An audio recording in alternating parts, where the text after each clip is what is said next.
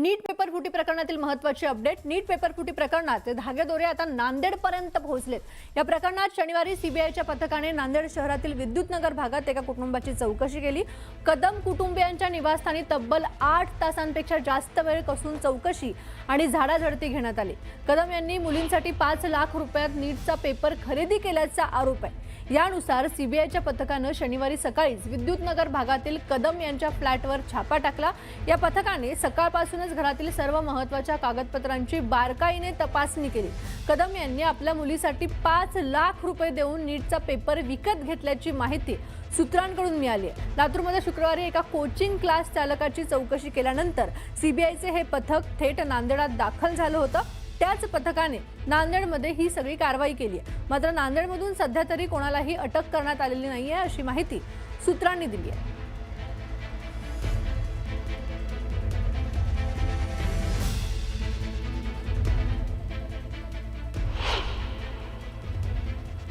तर नीट पेपर फुटीचे आता धागेदोरे नांदेडपर्यंत पोहोचलेत। नांदेडमधील कदम कुटुंबाची सीबीआय कडून चौकशी करण्यात आली आहे। विद्युतनगर मधील फ्लॅटवर सीबीआयने छापा टाकलाय। मुलीसाठी 5 लाखात पेपर खरेदी केल्याचा संशय सीबीआयला आहे। नांदेडमध्ये मुलीला केवळ 100 ते 120 गुण मिळायचे। पुण्यात 15 दिवसाच्या तयारीनंतर 560 पर्यंत गुण या मुलीचे वाढले। स्कोर 120 वरून 560 पर्यंत वाढल्याने संशय व्यक्त करण्यात आला।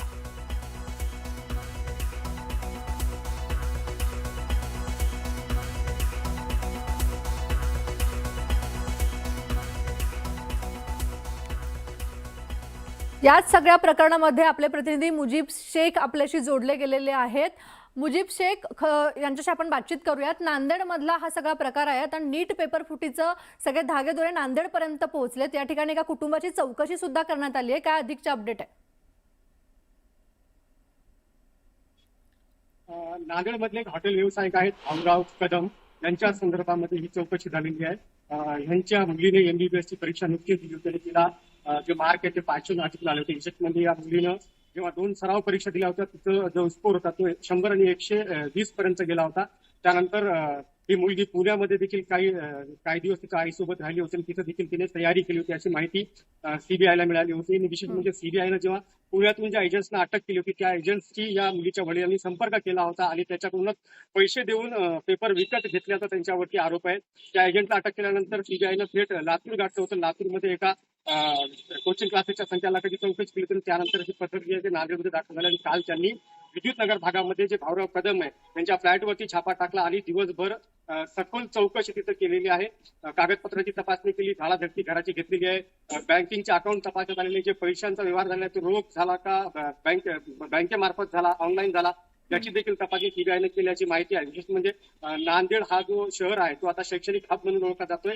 मोठमोठे जे नामांकित क्लासेस आहेत ते नांदेडमध्ये, त्यामुळे नांदेड जिल्ह्यात नाही तर आसपासच्या जिल्ह्यातले अनेक जे विद्यार्थी नीटच्या परीक्षेसाठी नांदेडमध्ये येत असतात। या लातूरच्या संचालकाची चौकशी झाली, त्यांची एक ब्रांच देखील नांदेडमध्ये, त्या ब्रांचची या मुलीचा काही संबंध आहे का किंवा त्या ब्रांचमध्ये या मुलीनं परीक्षा दिली होती का याची देखील तपासणी सीबीआयच्या पथकाने केली आहे। सध्या तरी नांदेडमधून कोणाला ताब्यात घेण्यात आलेले नाही। मात्र हे धागेदोरे नांदेडपर्यंत पोहोचलेले आहेत आणि नांदेड देखील शैक्षणिक हब आहे। नीटच्या परीक्षेसाठी लोंढेच्या लोंढे विद्यार्थ्यांचे इथं नांदेडमध्ये येतात आणि जे मोठमोठे कोचिंग क्लासेस आहेत ते आणि आणखीन काही विद्यार्थी असे आहेत की ज्यांनी नीट या संपूर्ण प्रकारामध्ये त्यांचा काही संबंध आहे याचा देखील आता तपास सीबीआय करत आहे। मोठ्या प्रमाणामध्ये नांदेडमधले काही लोक मोठे व्यावसायिक असतील किंवा कोचिंग क्लासेस असतील ते देखील आता सीबीआयच्या रडारवर आहेत।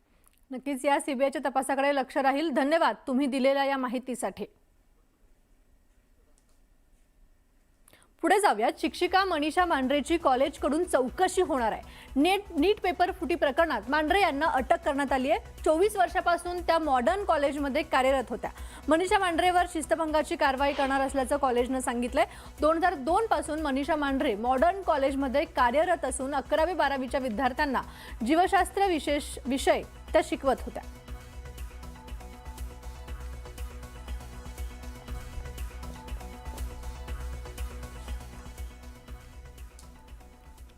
प्रतिनिधी अभिजित पोते आपल्याशी जोडले गेलेले आहेत। तर बायोलॉजीच्या ह्या शिक्षक होत्या आणि त्या या सगळ्या प्रकरणात आता आरोपी असं त्या समोर आलेले आहेत। काय अधिकच्या अपडेट आहेत?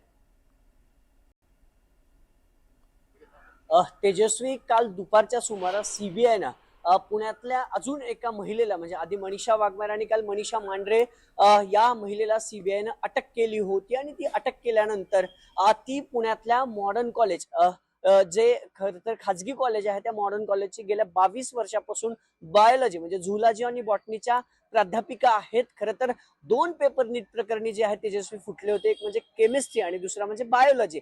केमिस्ट्रीचे जे लातूरचे प्राध्यापक आहेत तेही एका खाजगी शिक्षण संस्थेत गेल्या अनेक वर्ष कार्यरत होते, त्या PV कुलकर्णींना पुण्यातून सीबीआयने 2 दिवसापूर्वी अटक केली होती। त्यांची चौकशी सुरू असताना मनीषा वाघमारेला त्याआधी पुण्यातल्या कात्रज परिसरातून अटक केली होती। आणि या सगळ्यांच्या चौकशीमधून पुन्हा एक नाव समोर आलं काल दुपारी, ते म्हणजे मनीषा मांढरेचं। आणि दुपारी मनीषा मांढरेला अटक केल्यानंतर सीबीआयनं त्यांच्या घरी देखील काल छापेमारी केलेली आहे। आणि आता या सगळ्या प्रकरणी ज्या खाजगी कॉलेजमध्ये मनीषा मांढरे गेल्या 22 वर्षापासून कार्यरत होत्या, म्हणजे 2002 मध्ये ग्रँट, जे गव्हर्नमेंट ग्रँट असतात त्याच्यातून त्यांची निवड या मॉडर्न कॉलेजमध्ये बायोलॉजी म्हणजे झुलॉजी आणि बॉटनीच्या लेक्चर 11वी-12वी जे ज्युनियर कॉलेज आहे तिथे त्या शिकवत होत्या। आणि गेल्या 6 वर्षापासून नीटचे जे पेपर सेट करणारी संस्था आहे त्या संस्थेवरती त्या होत्या।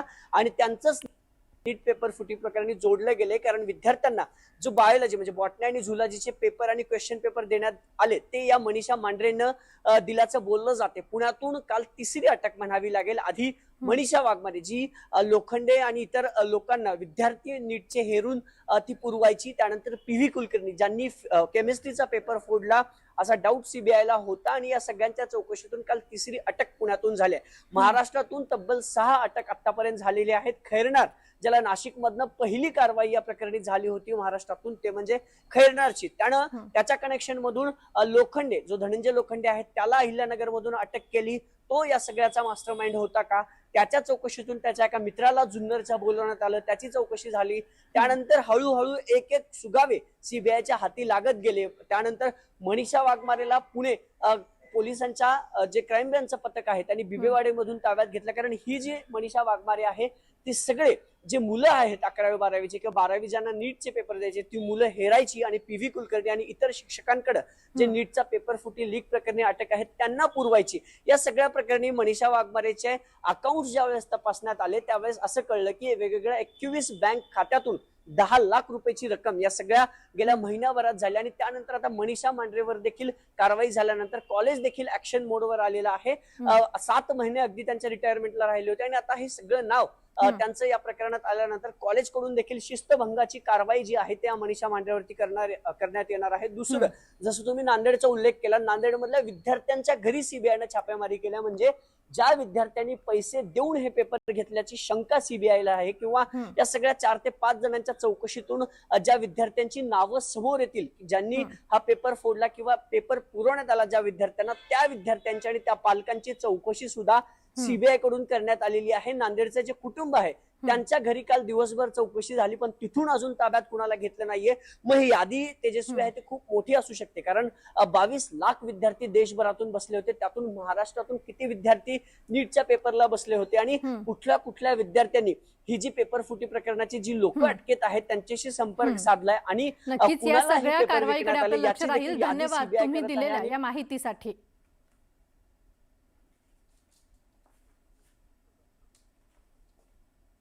नीट पेपर फुटी प्रकरणातील संशयित आरोपी शुभम खैरनारला सीबीआयने नाशिकमधून अटक केल्यानंतर शुभमच्या संपर्कातील अनेक जण सीबीआयच्या रडारवर आहेत। नाशिकमधील काही प्रतिष्ठित क्लास चालकांची देखील चौकशी होणार असल्याची माहिती आता समोर येते। नीट पेपर फुटी प्रकरणात टेलिग्रामच्या माध्यमाचा सर्वाधिक वापर झाल्याचं समोर आलंय, त्या अनुषंगाने देखील तपास सुरू आहे। नाशिकमध्ये सीबीआयचं एक पथक गोपनीय पद्धतीने तपास करत असून नीट पेपर फुटीतील बारकावे तपासत असल्याची माहिती आहे। खैरनारशी संबंधित असलेल्या आणि त्याच्या मित्रांचे जबाब नोंदवण्यात येत असून काही विद्यार्थ्यांना वैद्यकीय क्षेत्रात प्रवेश मिळवून दिल्याचंही आता समोर आलंय। काही क्लासचे संचालक देखील चौकशीच्या फेऱ्यात अडकण्याची आता शक्यता आहे। नाशिकमधले आणखी काही संशयित सीबीआयच्या रडारवर असून त्यातून काही पुरावे समोर येण्याची शक्यता आहे।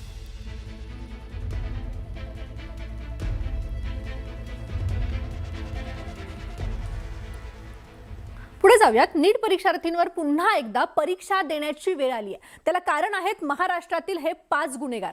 नाशिकच्या शुभम खेरनारनं नीटचा पेपर फोडला. त्यानंतर धनंजय लोखंडेनं नीट परीक्षार्थी हेरून त्यांना पेपरची विक्री केली. या सर्वात विद्यार्थ्यांना हेरण्याची जबाबदारी होती ती मनीषा वाघमारेकडे. मनीषा या सर्व प्रकरणी एजंटचं काम करत होती.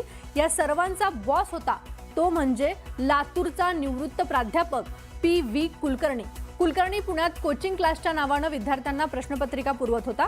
यामध्ये सीबीआयच्या हाती मोठे पुरावे सापडलेत. याच प्रकरणी पुण्यातून मनीषा मांढरे नावाच्या प्राध्यापिकेलाही अटक करण्यात आल्याचं समोर आलंय.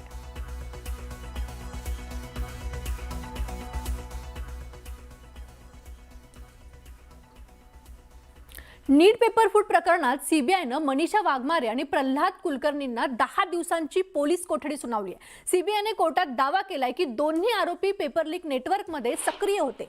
लीक झालेली प्रश्नपत्रिका विद्यार्थ्यांपर्यंत पोहोचवण्यात त्यांची महत्त्वाची भूमिका होती. तपासासाठी आरोपींची सखोल चौकशी आवश्यक असल्याचं सांगत सीबीआयने कोठडीची मागणी केली होती, जी कोर्टाने मान्य केली आहे.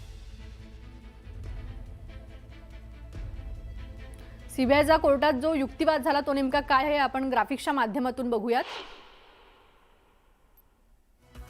वाघमारे PV कुलकर्णीनं प्रश्नपत्रिका फोडली.